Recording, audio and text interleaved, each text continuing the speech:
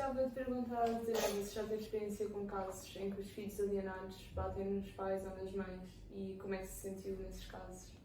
Sim, acho que isso é uma situação que acontece muitas vezes no dia a dia de pais e mães alienados, em que os filhos estão, por lealdade à mãe ou pai alienador, têm estas atitudes. E estas atitudes são graves. Estamos a falar de crianças que insultam o pai ou a mãe, crianças que batem, crianças que têm comportamentos muito fora dos limites que são aconselhados para uma criança no dia a dia.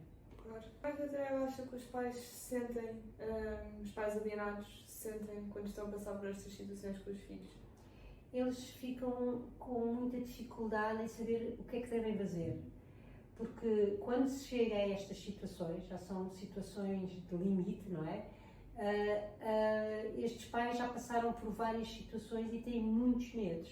Têm medo que pensem que eles, ao tentarem parar aquele comportamento, podem ser acusados de falsas acusações, tipo que bateram, e isso acontece, não é? Quando o pai tenta parar o comportamento de violência do filho para ir com ele agarrar nos braços e depois o filho ir dizer o meu pai bateu-me, não é? E portanto estes pais começam a ficar sem saber o que devem fazer e portanto cada vez a deixar que isto mais aconteça. Claro, para proteger-se também das acusações. E a perguntar também à Teresa, que conselhos é que dá a estes pais nas consultas e quando os acompanham? Que tentem não deixar de ser pais, não é? E de manter a sua autoridade. Uma autoridade com amor, isto é, dizer sim, não pode ser, eu gosto muito de ti, eu estou aqui. E as pessoas perguntam, mas então eu vou dizer isso assim de repente? Sim, são frases que são importantes, são situações em que é preciso demonstrar que gosta do seu filho, porque as crianças gostam do pai e da mãe, não é? E sentem-se muito culpabilizados de estarem a fazer aqueles comportamentos. E, portanto, eles também precisam de sentir que a outra pessoa não está zangada por estar a fazer aquilo e que eles têm que parar esse comportamento. Portanto, tem que haver aqui uma contenção deste comportamento, uma contenção com afeto, não é? Que é mais fácil, por exemplo, quando eles são pequeninos, não é?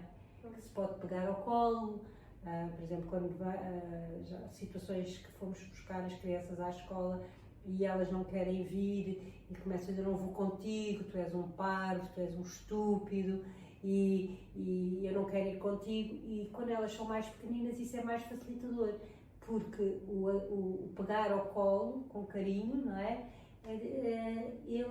Quando existem essas situações, nós vemos que as crianças param um bocadinho o comportamento, não é? Claro, e a Zé estava a mencionar um bocadinho a questão da culpabilização que às vezes os filhos sentem. Depois, é curioso, ainda há pouco tempo falámos sobre um caso e vimos um caso em que a criança, quando estava a agredir o pai e chamar nomes ao pai, chorava e tinha uma postura muito emocional em relação àquilo que estava a fazer. O que é que a doutora acha sobre isto, sobre estas situações? É a mesma expressão da culpabilidade, não é? Porque estas crianças estão a ter estes comportamentos por lealdade ao pai ou à mãe alienador, não é? E, portanto, eles sentem que para agradar o pai ou a mãe alienadora, têm que fazer mal ao pai alienado ou à mãe alienada. E, portanto, isto traz-lhes um grande sofrimento. E eles sofrem, não é? E muitas vezes estão nestas situações a chorar, porque isto é doloroso. Porque para amar um tem que só odiar o outro.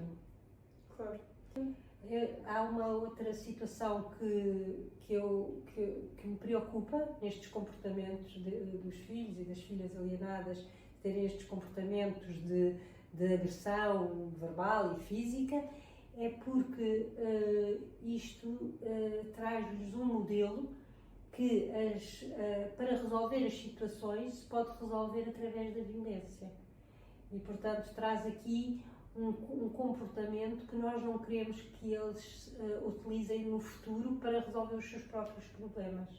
Claro, e no fundo o que nós vemos é o pai alienador a reforçar esta violência, não é? E que se resolve através da violência e não através do diálogo ou de arranjar estratégias para resolver a situação. Claro.